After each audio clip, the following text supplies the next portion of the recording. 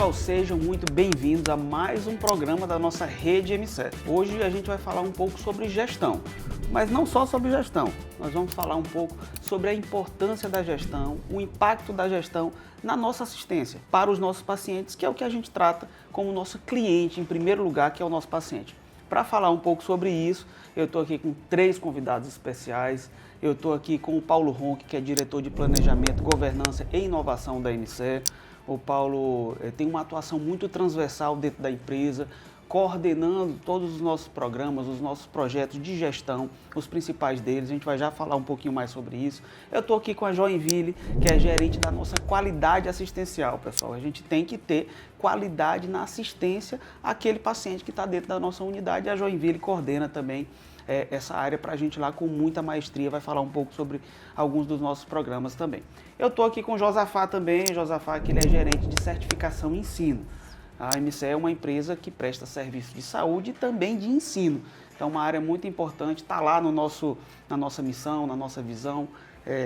Esses 2 itens fundamentais, né, que a gente trabalhou recentemente, eu já começo até puxando o gancho para o nosso instrumento norteador da gestão, já que a gente está falando de gestão, que é o planejamento estratégico.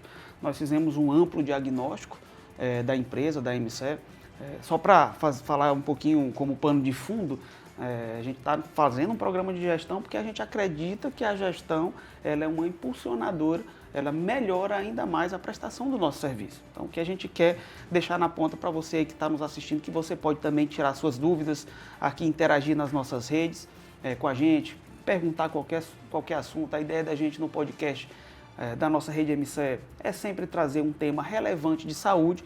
Por isso que a gente não vai falar apenas de gestão pela gestão, a gente vai falar do impacto dela na assistência. E como eu falei, o planejamento estratégico da MCE, que a gente fez, que vai até 2027, né, Paulo? Isso mesmo. Ele traz exatamente um diagnóstico da empresa, né, e também as ações, os pontos fortes, os pontos fracos e aquilo que a gente deve executar, Joinville, de ações para que a gente possa, de fato, ter uma boa performance naqueles indicadores que a gente selecionou para melhorar, que a gente acredita, com base nesse diagnóstico, que a gente vai melhorar a empresa. O Paulo coordenou esse trabalho, que, claro, todos vocês participaram desse trabalho, foi um trabalho que a gente trabalhou dentro das equipes para que a gente pudesse exatamente coletar organicamente esse diagnóstico da empresa, da MCE. Paulo, fala um pouquinho para a gente aí como é que foi esse trabalho do planejamento estratégico, por que ele é importante para a gente? Só para a gente ter uma ideia, né? A gente consultou e houve a participação de mais de 400 pessoas na etapa de diagnóstico, que foi lá em 2022, 2023, coletando essas dificuldades e oportunidades na MCE, né? E tendo como pano de fundo um objetivo central que era ampliar o acesso ao serviço de saúde com qualidade e resolutividade. Então esse era o grande pano de fundo desse instrumento norteador da gestão.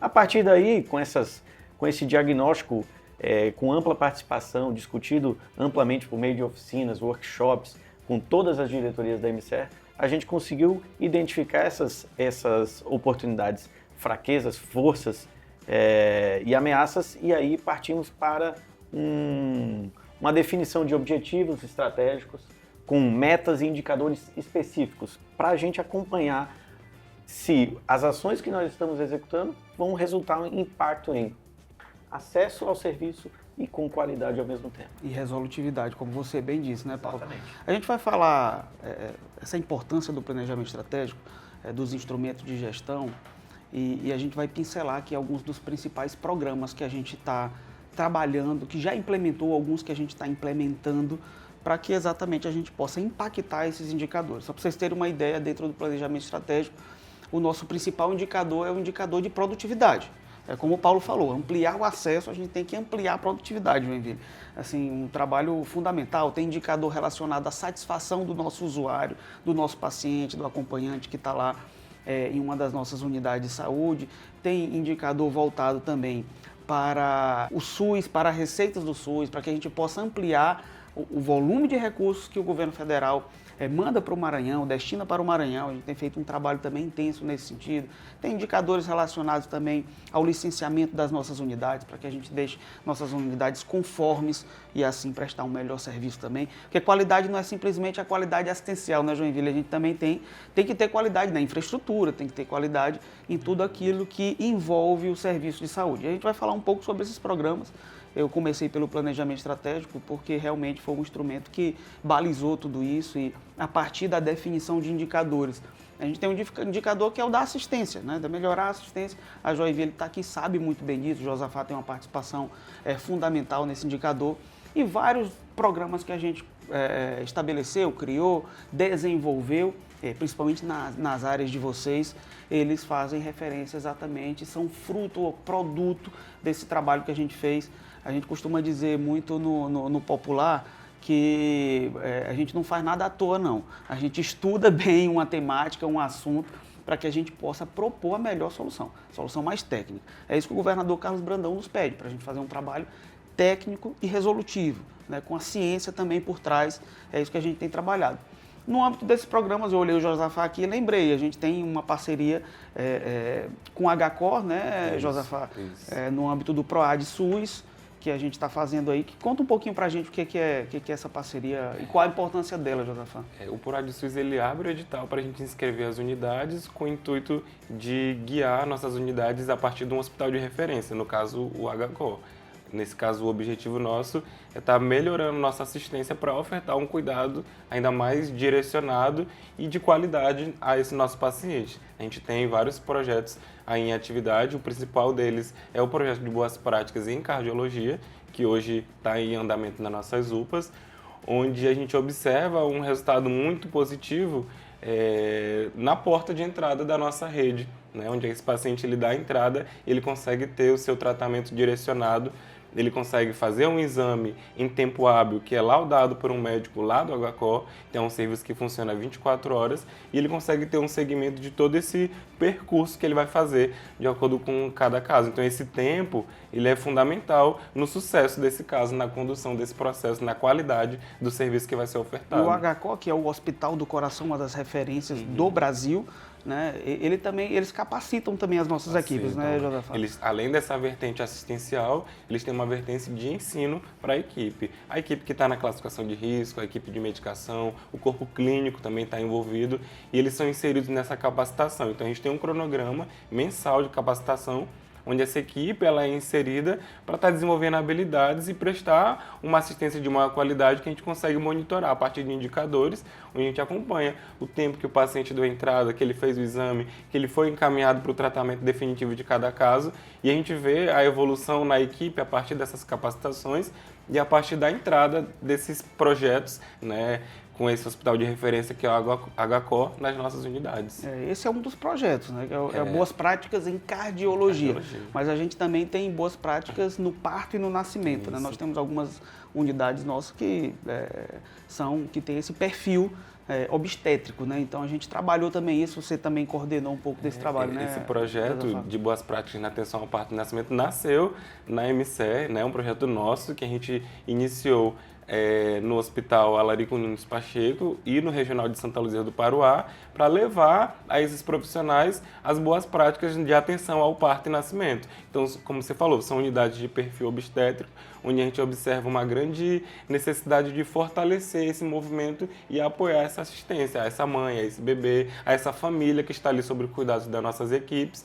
E a gente observa o impacto de um projeto desse nas nossas unidades, na melhora de indicadores, na melhora da assistência, na melhora da satisfação do usuário que é atendido nas nossas unidades que trabalham com o perfil obstétrico. Então, tem sido um ganho aí muito positivo e que ainda vai trazer mais benefícios para a unidade no que diz respeito a uma avaliação externa futura, que é um dos nossos objetivos, a gente conseguir com que essas maternidades elas adquiram o selo IAC, que é o Hospital Amigo da Criança. Isso é gestão, também é gestão. E a gente já tem selo IAC lá em Imperatriz. Já né? temos selo IAC em Imperatriz e estamos querendo estender para mais unidades, para que todas trabalhem aí com um perfil de excelência para cuidar dos nossos usuários.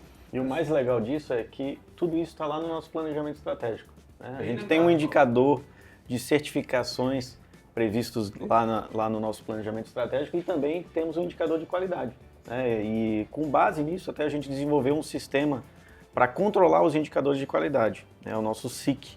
E aí tem um impacto direto em decorrência dessas ações que estão sendo executadas em todas essas unidades. Perfeito, olha, como eu disse, a gente não faz nada à toa não, viu, Joinville? É tudo bem pensado a partir de um diagnóstico e ações propositivas para melhorar aquele indicador, a performance daquele indicador.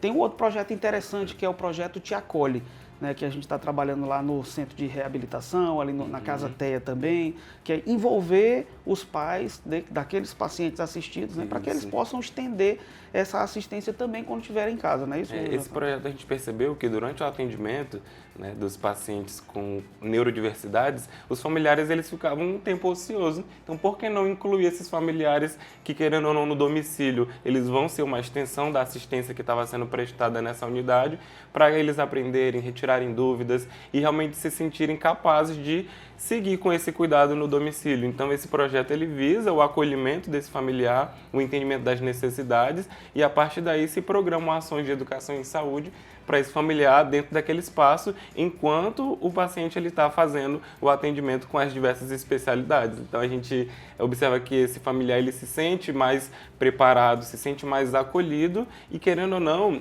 80% do cuidado que vai ser feito no domicílio é ele. Então, ele vai continuar vai passar somando a maior parte do tempo justamente ao trabalho que a equipe começou a desenvolver dentro da unidade. Esse projeto vem sendo desenvolvido nos centros de reabilitação, na Casa Teia, no Centro Teia 12+, nos nossos centros de reabilitação, tem sido muito positivo. O relato dos familiares é que esse envolvimento com eles gera mais segurança no cuidado, e é o que a gente quer levar. Até porque ninguém está preparado para essa situação. Tá preparado. Ninguém nasce preparado com essa neurodiversidade. Eu imagino que todos esses projetos, Joinville, eles te ajudam muito na implantação dos protocolos, enfim, todo o trabalho que você tem feito nessa parte assistencial, né? Exatamente. Como já foi falado anteriormente, a respeito do planejamento estratégico, existe um indicador que está direcionado para a qualidade assistencial, que é a implantação dos processos de qualidade em todas as nossas unidades. Então, existe uma meta para cada ano, então mensalmente a gente vai em 2 unidades implantar esses processos. Porque todos esses projetos, para eles darem certo, realmente alcançar os objetivos que são propostos, é necessário primeiramente haver uma conscientização dos gestores que estão à frente das unidades para que sejam sensibilizados com foco na qualidade. Então, o resultado ele só vai ser atingido se de fato os processos forem executados corretamente e com qualidade. E aí que entra o papel, né, da nossa gestão, da nossa gerência, é implantar um sistema de gestão capaz de estruturar os processos para que sejam executados com qualidade, com segurança. E o primeiro passo que a gente tem trabalhado, de fato, é sensibilizar, é trazer essa consciência para os gestores, que é necessário realmente implementarmos padrões para que sejam seguidos e os processos aí sejam alcançados, sejam executados até que a gente alcance um determinado objetivo. Então, atualmente, a qualidade ela trabalha com essa metodologia. Um modelo transversal que a gente adentra a unidade, fazendo toda a jornada do paciente, desde a entrada até a gestão desse resultado para, de fato, prepararmos a unidade para receber esses projetos. A gente vai assistir melhor o paciente, com certeza, né? Vai dar mais segurança também para o próprio familiar, vai perceber que existe um padrão ali dentro, que ninguém está fazendo nada aleatório, nenhum atendimento que não siga um protocolo muito bem definido, né? Exatamente. Quando a gente implanta padrões, a gente diminui o risco de erros. A gente sai da subjetividade, a gente vai para a objetividade. Então, o profissional, por menor experiência que ele tem ou mais experiência, ele vai ter um roteiro a seguir. E, além disso, a gente também desenvolve gestores para que possam fazer a gestão desse resultado. Então, ao final de cada período, ele precisa olhar para aquilo que foi produzido, para os seus resultados, e a partir daí analisar esses indicadores e identificar quais são os aspectos, quais são os pontos que precisam ser implementados, melhorados, revistos, modificados. Então, a gestão da qualidade, ela traz inúmeros benefícios. Para o paciente, ele torna a assistência mais segura, ele capacita os profissionais, ele é capaz de reduzir custos, porque a gente diminui o retrabalho, a gente organiza os processos para, de repente, tirar etapas que não agregam valor. E a gente leva essa consciência, a gente leva essa filosofia para a unidade, de que tudo que a gente executa na unidade precisa agregar valor para o paciente, precisa ser importante para o paciente. Então, para isso, precisa realmente seguir critérios e padrões. Muito bom. Joinville, eu queria fazer uma pergunta. Eu sou uma pessoa muito curiosa e imagino que muitas pessoas curiosas estão nos assistindo também. Dá um exemplo para a gente de um processo ou de algum protocolo da qualidade que vocês implantaram e que houve uma melhoria tanto na segurança do paciente ou em algum indicador de qualidade que você tenha vivido aí nesses últimos 6 meses que possa deixar mais claro para quem está nos assistindo. Tá, nós tivemos uma experiência em uma determinada unidade no qual nós avaliamos os resultados da classificação de risco. Então, existe um indicador que a gente monitora que é a assertividade da classificação de risco. O que isso quer dizer? O profissional enfermeiro que é responsável por essa etapa do processo, o paciente que adentra a uma unidade de emergência que tem um sistema de classificação, o primeiro profissional que ele é avaliado é um enfermeiro. E esse enfermeiro ele precisa seguir um protocolo. Então, nós começamos a avaliar e verificamos Só para que... valorizar ainda mais o que você está falando, Joinville, esse é mais um projeto, mais uma iniciativa nossa, né? De fortalecimento da classificação de risco, né? Eu ia comentar isso um pouco mais à frente, mas você está trazendo muito bem e só para ressaltar que é mais uma iniciativa, mais um projeto que a gente tem trabalhado. Exatamente. Então, diante do volume de pacientes que a gente precisa garantir que essa primeira etapa do atendimento ela seja segura. E para isso a gente fez uma avaliação e nós identificamos algumas oportunidades de melhoria. Então, nós fizemos um projeto de fortalecimento da classificação de risco, inclusive com a participação da gestão e ensino, e nós capacitamos os profissionais, mas não focado apenas nas questões técnicas do protocolo, porque o protocolo os enfermeiros conheciam.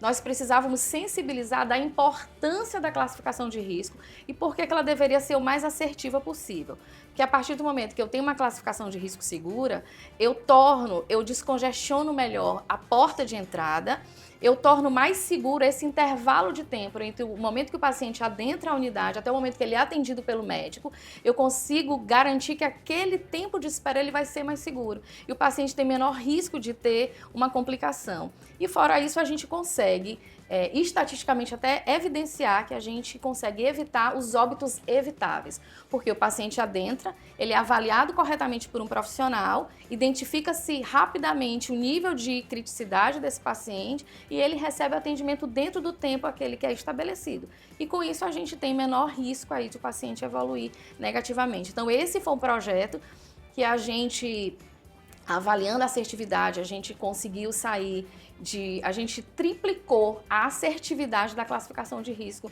em uma determinada unidade, que foi a unidade pioneira que a gente fez esse projeto. Então, esse trabalho intensivo com a equipe que faz isso aumentou 3 vezes mais a assertividade da classificação de risco. Isso é importante, inclusive, Paulo, porque lá no planejamento estratégico tem um indicador que é o da satisfação do nosso usuário, né? Exatamente. E nas unidades de pronto atendimento isso é muito importante. Então, classificando bem, a gente consegue até deixar mais consciente aquele paciente de que ele vai aguardar um pouquinho mais, porque ele tem um quadro clínico um pouco menos grave do que aquele que está com um quadro clínico um pouco mais grave, né? Então, acho que uma coisa ajuda a outra, né? A gente fazendo esse trabalho técnico de fortalecimento dessa classificação. É muito interessante. Já vai impactar em um outro indicador nosso lá, né? E outro ponto interessante desse projeto, se não me falha a memória, é que existe um próprio acolhimento, né?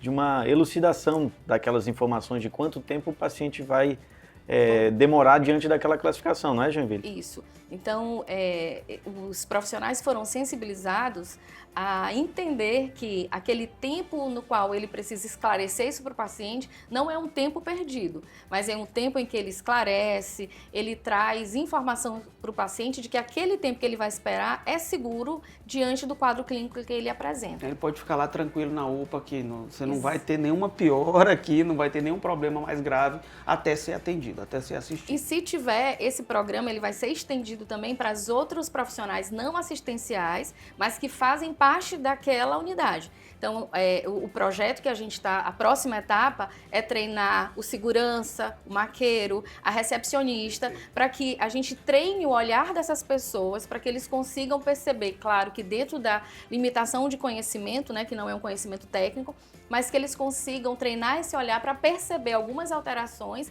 e se o paciente, nesse tempo de espera, ele tiver alguma intercorrência, esse profissional seja capaz de chamar o profissional habilitado para fazer esse atendimento de maneira mais Isso é muito rápida. importante, que a gente vê geralmente nas UPAs. Às vezes o primeiro contato do paciente é exatamente com o porteiro, é exatamente Sim. com o recepcionista, lá com o maqueiro que está ali fora, né? Então ele também sendo bem treinado.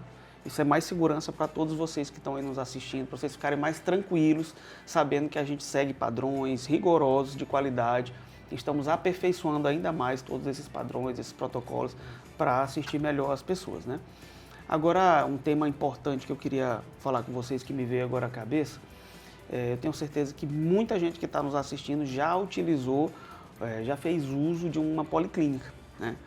As policlínicas, elas estão aí para ofertar um serviço aí de consultas, exames para toda a população, e muita gente que precisa, né, tá sentindo aquela dor, tá preocupado com alguma coisa, quer fazer um check-up, quer cuidar da sua diabetes, então elas procuram as policlínicas.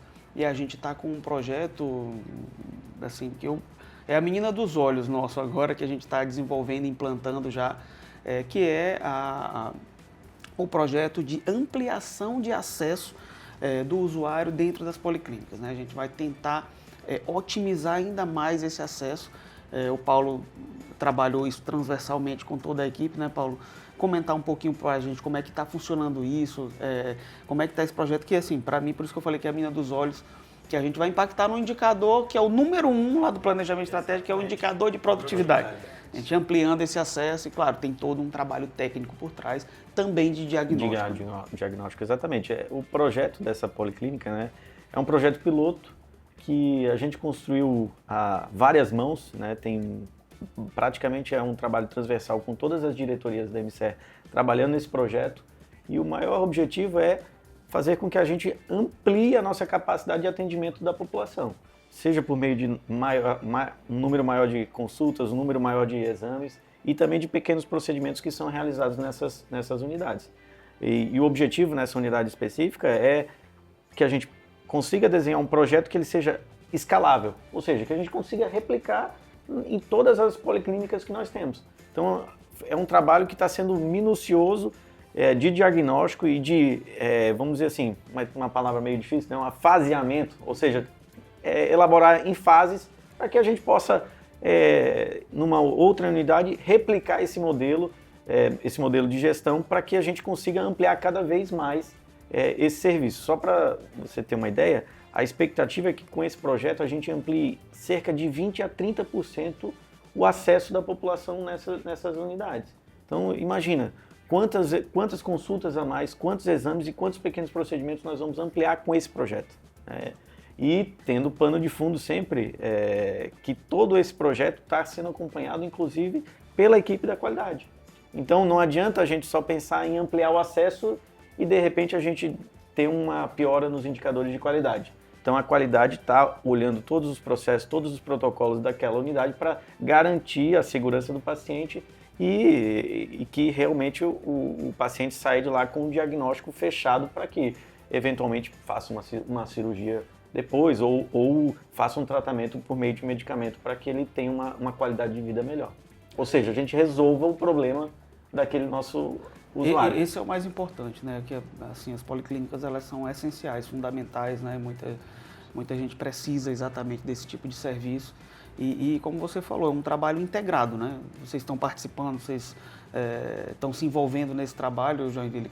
Como é que você está vendo, com que olhos você está vendo aí esse projeto? Que a gente está iniciando ali pela Policlínica da Vila Luizão, né? Mas que a gente, como o Paulo falou, vai escalar, vai ampliar. Vamos chegar lá no Pan Diamante, que com certeza tem muita gente que assiste a gente agora, já fez uso dessa nossa unidade, enfim, de várias outras policlínicas que a gente tem espalhado, não só na capital, mas também no interior. Algumas pessoas podem pensar que quando a gente pensa em números, né, em volume, em produtividade, isso não tem muita relação com a assistência, com a qualidade assistencial. Então, quando nos foi proposto, nos foi informado sobre esse projeto, a qualidade foi primeiramente avaliar, né, o funcionamento, avaliar os fluxos, o que a gente podia fazer de ajuste de fluxos para poder orientar a equipe que trabalha naquela unidade para que a gente verificasse se realmente todo mundo conhecia o fluxo de atendimento daquela unidade. E o Paulo sabe bem que quando a gente olhava para a produtividade, analisando os resultados, os indicadores, foi identificado que muitas pessoas não poderiam realizar algumas consultas, como por exemplo a consulta ginecológica, porque as mulheres não estavam orientadas, desconheciam alguns cuidados que elas deveriam ter para realizar a consulta. Então, a taxa de faltas de consulta era levado por um detalhe que, se nós não estivéssemos avaliando criticamente esses indicadores, seria uma informação que passaria sem que ninguém percebesse. Mas, ao trabalhar em conjunto, analisar em conjunto esses indicadores, foi identificada que um dos fatores que implicava no não comparecimento ou na não realização do preventivo, né, pelas mulheres, era exatamente porque aquelas mulheres desconheciam que alguns cuidados elas precisavam ter antes da consulta. Esse exemplo foi muito bom, né, da consulta ginecológica. Tem mais algum outro exemplo que acontece muito, que eu espero que não aconteça mais depois dessa implantação, Joinville? Acontece. É muito comum os pacientes agendarem endoscopia e não estarem preparados. Por exemplo, não respeitarem o intervalo de jejum ou irem sem acompanhante. Então, porque como é um exame que é feito com sedação, esse paciente precisa de um tempo em repouso na unidade, mas ainda que a gente respeite esse tempo, ao ser liberado, esse paciente pode ter alguma intercorrência no trajeto para casa, no retorno para casa. Então, por isso que há uma exigência da presença de um acompanhante para a realização de endoscopia. Alguns pacientes perdem o exame, deixam de realizar o exame porque não cumprem, por exemplo, esses dois requisitos. Joinville, quanto tempo seria esse jejum ideal? O jejum normalmente é de 8 horas de jejum. Né? Existe uma recomendação, existem alguns alimentos que não devem ser ingeridos na véspera do exame, então precisa ser normalmente uma dieta mais leve, que deixe menos resíduo no estômago, né? Para facilitar a visualização na hora de fazer o exame. Outra pergunta que eu acho que é muito provável que tenha é: quanto tempo demora essa recuperação após esse exame, né? Já que tem uma anestesia ali, né? É feita uma sedação, né? Então é um anestésico, digamos, numa quantidade menor. O paciente ele não fica anestesiado, mas ele fica sedado. O tempo de repouso na unidade é em torno de 30 a 40 minutos. Então, normalmente os pacientes eles ficam esse tempo ainda aguardando na unidade. E com essa implantação, né, nesse projeto, a gente também estabeleceu um indicador. Então, a gente a partir de agora faz uma avaliação de um score específico que a gente avalia o quanto esse paciente está acordado para voltar para casa. Então, esse paciente ele fica sendo monitorado. Se passar os 40 minutos, a gente aplicar o teste e ainda assim ele mostrar que ainda tem indícios de sedação, a gente mantém esse paciente por mais tempo. Então, para o pessoal que está assistindo a gente, né, não dá para ir sozinho dirigindo, fazer a endoscopia e querer sair e ir embora para casa, né? Exatamente. Tem que tomar cuidado com isso, levar um acompanhante que possa, de fato, te ajudar lá na hora do retorno seguro para casa, não é isso, gente? Além dessa vertente do ensino em saúde, né, que é a educação para os pacientes, para os usuários, a gente trabalha na unidade a educação permanente para os profissionais. Então a gente fez um movimento lá de identificação das necessidades, do que aqueles profissionais precisam aprender, o que eles têm de dificuldades, para a gente trabalhar essas temáticas, dando mais segurança para eles prestarem uma assistência de qualidade. Então, quando o Joinville falou da endoscopia, eu lembrei que foi uma das solicitações da unidade. Eles estavam com uma certa dificuldade nesse manejo com o paciente. A gente organizou uma capacitação, né, com uma enfermeira que ela é especialista, ela trabalha num serviço de referência em endoscopia aqui em São Luís, e a gente fez esse treinamento para a equipe justamente para dar essa segurança nessa recuperação pós-sedação. E foi um treinamento muito efetivo, onde a equipe se sentiu bastante preparada e segura para ofertar uma assistência aí de qualidade para esse nosso usuário. A gente, assim, só para relembrar, a gente está falando de gestão, né? E no âmbito da gestão, a gestão é um caráter assim, multifacetado, né? Impactado por vários fatores, enfim, mas a gente tem alguns pilares, e um deles é pessoas, né? São o cuidado que a gente tem com as pessoas, não só no ambiente de trabalho, enfim, mas também na qualificação. E a gente tem um projeto importante que é o Qualiflix, né? Falei bem devagarzinho para não errar, Qualiflix. E o Qualiflix, não é Netflix. Não é Netflix também. O Qualiflix é um projeto muito legal, que a gente já está trabalhando nele, em breve vai disponibilizar. Joinville está aqui, pode falar um pouquinho mais, que está coordenando esse trabalho, né, Joinville? Exatamente. Então, a qualidade, o meu time, né, a gente sempre buscar estratégia, meios para que a gente possa alcançar os nossos profissionais de todas as nossas unidades, né? Então, como a gente tem muitas unidades, infelizmente a gente não consegue estar em todos os lugares ao mesmo tempo e principalmente quando a unidade precisa.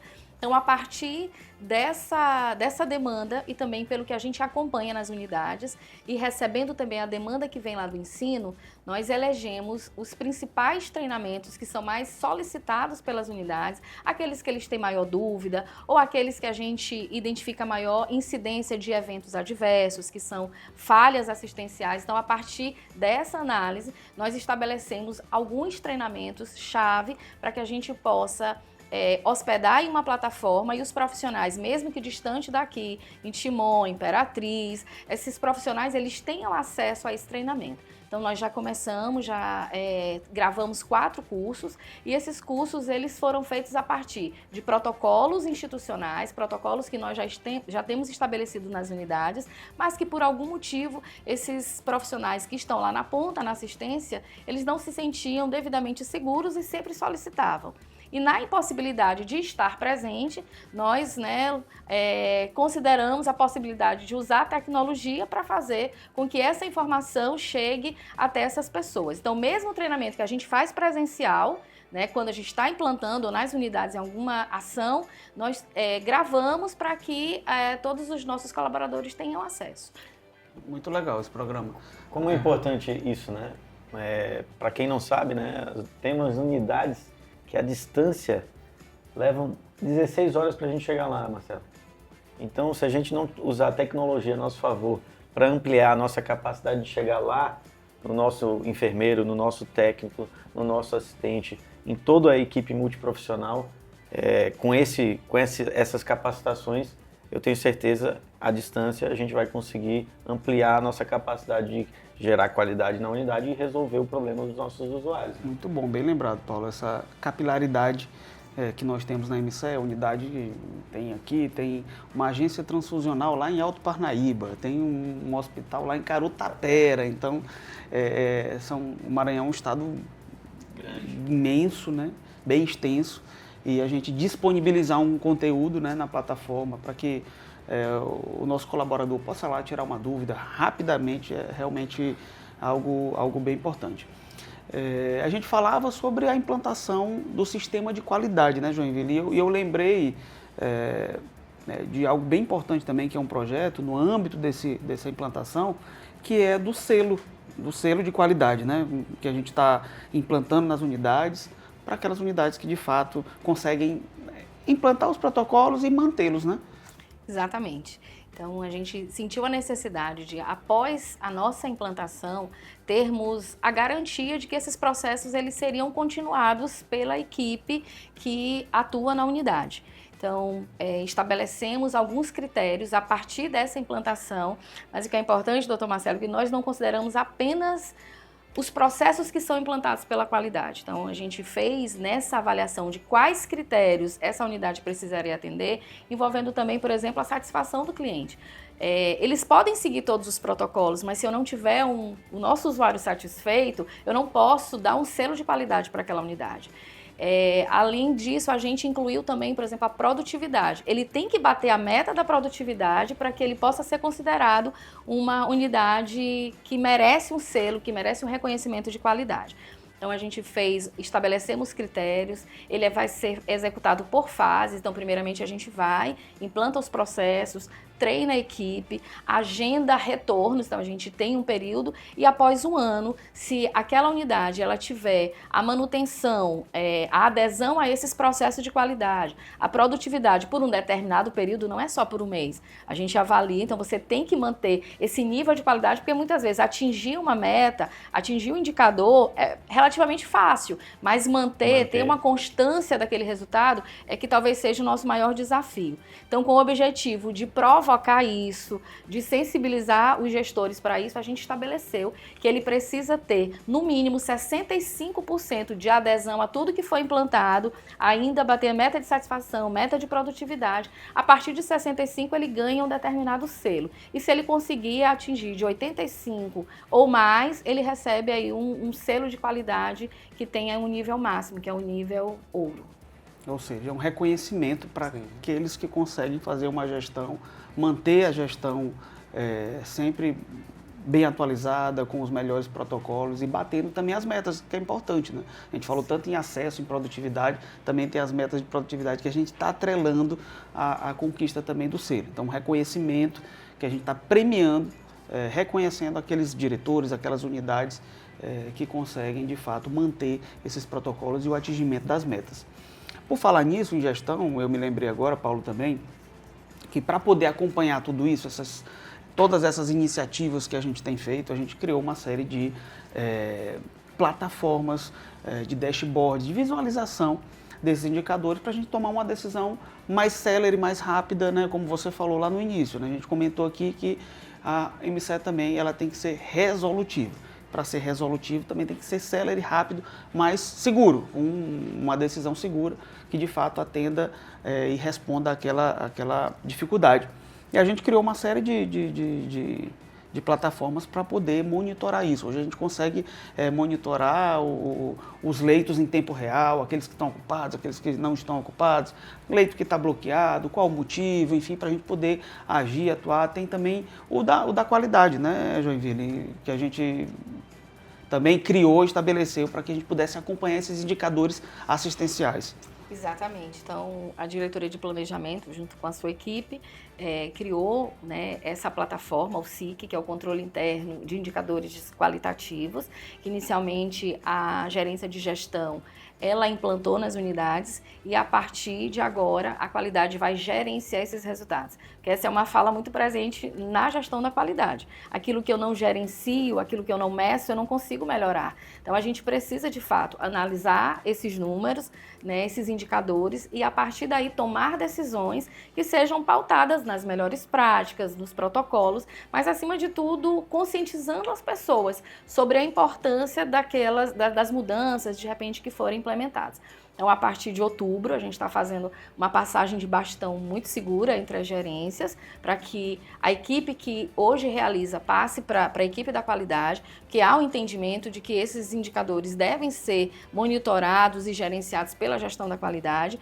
E um ponto que é importante, quando você falava de bater metas, enfim, um ponto que eu acho que é importante todo mundo saber é que mesmo quando a gente consiga alcançar os indicadores, ainda assim a gente precisa olhar para o processo e buscar oportunidades de melhoria. Então, por isso que vem para a gente essa responsabilidade, essa demanda, para que a gente olhe, o nosso time da qualidade é feito por uma equipe multiprofissional, para a gente olhar para esses dados, para essas informações e a partir daí não só buscar problemas, mas também buscar oportunidades de melhoria para que a gente torne esses processos mais seguros e, consequentemente, o usuário recebe aí uma assistência e um serviço de maior qualidade. Esse número deixa de ser só um dado e passa a ser informação. Exatamente. Que vai subsidiar a prática dos nossos profissionais. Eu acho que a qualidade vai somar muito nesse processo, transformando esse dado que a gente tem numa informação e dando subsídio, né, para a prática dos nossos profissionais. Fazer um ganho muito positivo. Eu acho que nós temos, assim, para resumir, uma série de iniciativas que já estão impactando e tão logo elas estejam implementadas em sua plenitude, a gente vai impactar muito mais para o paciente, para toda a população que necessita do nosso sistema de saúde, né? Que é um sistema de saúde robusto, um sistema bem amplo, ramificado, a gente tem perfis diversos, especialidades diversas e consegue, assim, estar presente em todas as regiões do estado. E esse ciclo esses projetos fazem parte do planejamento que a gente traçou, que, como eu falei, né, acho que vai gerar um grande resultado, aí, um impacto muito grande ainda no que tem por vir. ele tem um ciclo, né, Paulo, no nosso planejamento. A gente reuniões mensais e também a gente não deixa de prestar contas para o Conselho de Administração também da empresa. Explica de maneira bem resumida e simples como é que funciona isso, para que a gente também possa ser cobrado, né, das nossas... Muitas vezes quando a gente fala em planejamento estratégico, a gente pensa que é um simples livro, né, em que contém alguns desejos, alguns diagnósticos, alguns indicadores. A gente acredita e faz isso no dia a dia da MCR. A gente faz reuniões o tempo todo para acompanhar esses indicadores, com reuniões individualizadas, com todas as diretorias, em que a gente vai avaliando o desempenho de cada indicador. Então, nós temos hoje 6 diretorias na MCR, todas as diretorias têm algum indicador que ela é a responsável, e mensalmente a gente faz esse acompanhamento por meio de reuniões com gerentes responsáveis, né? Dentro de cada diretoria temos gerentes que são responsáveis, por exemplo, a Joinville aqui é uma gerente responsável por um indicador, o próprio Josafá também acompanha outro indicador lá de certificação, e em cada diretoria nós temos gerentes que também fazem esse papel, executam esse papel. E com os diretores nós temos reuniões mensais para dizer o que avançou, o que não avançou, por que não avançou, quais são as dificuldades, como é que a gente pode se integrar e ajudar a conquistar aquela melhora daquele indicador. E lembrando que a gente acabou falando rapidamente, mas o indicador número 1 e o indicador número 2 da MCR, dentro do nosso planejamento estratégico, é produtividade, o número 1, e satisfação do usuário, o número 2.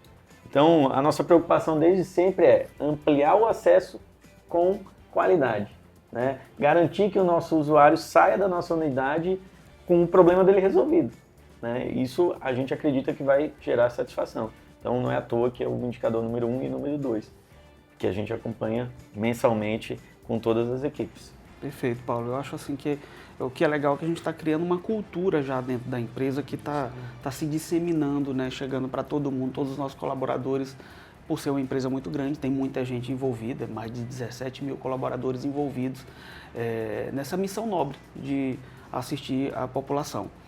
E o planejamento é esse instrumento, como a gente comentou, mas a gente sempre conversa e sempre em reuniões, a gente sempre fala, Joinville e Josafá, Paulo está sempre comigo também falando, não adianta fazer o melhor planejamento se não impactar lá na sociedade, se não impactar lá no paciente. Né? Eu acho que enquanto Paulo falava, e eu estava aqui, né, lembrando exatamente disso, porque o que a gente vê em algumas empresas é que esse planejamento estratégico ele fica muito a nível da alta direção e ele não chega na ponta. Porém, a maioria dos indicadores que são definidos no planejamento estratégico, eles são oriundos da ação de quem está lá na ponta. Então precisa fazer sentido para quem está na ponta, e a gente, na implantação da qualidade, a gente tem feito isso, levado para quem está lá na assistência direta, como que aquela ação que ele executa impacta lá naqueles indicadores.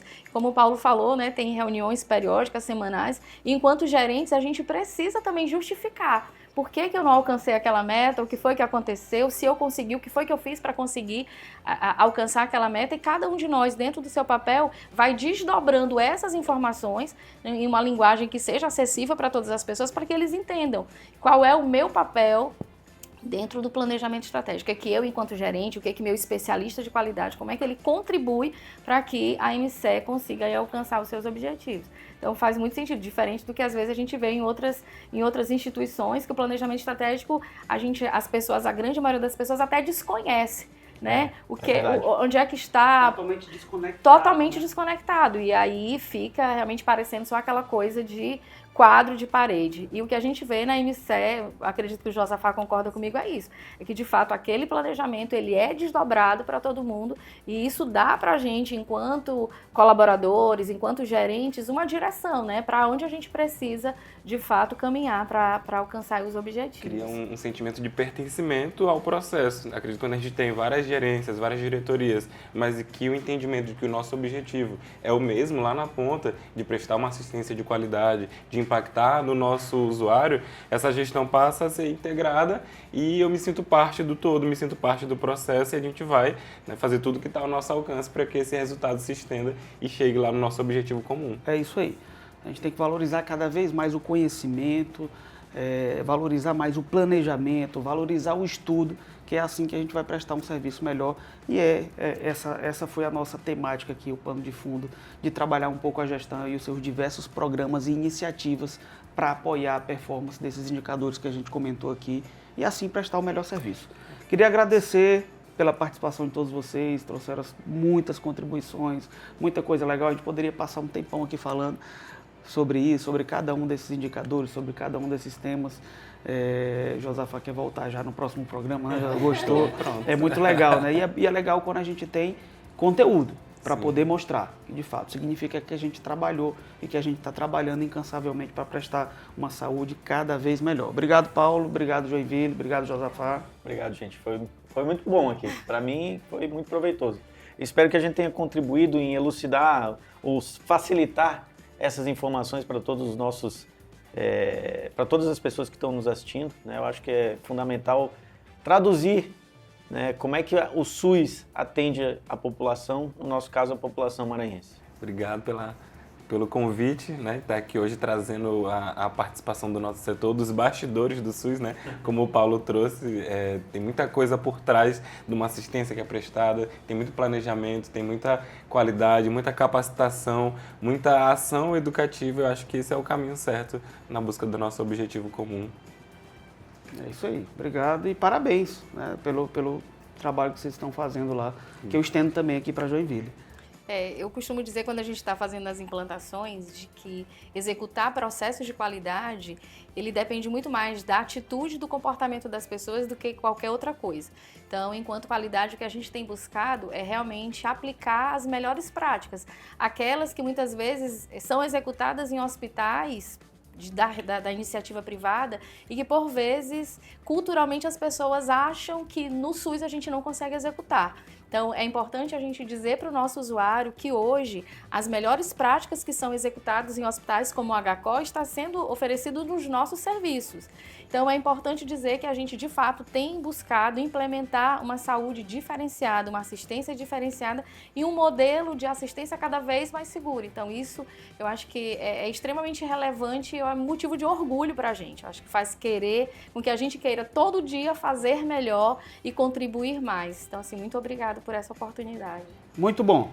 Pessoal, acesse o nosso conteúdo, a nossa rede, vá lá, curte, siga, interaja com a gente, tire suas dúvidas, sugiram temas que porventura vocês achem importantes para que a gente possa tratar aqui no nosso podcast, que o objetivo é esse, trazer temas relevantes de saúde para informar cada vez melhor você, para aprimorar cada vez mais os nossos serviços e assim assistir melhor a todos. Obrigado, até o próximo programa.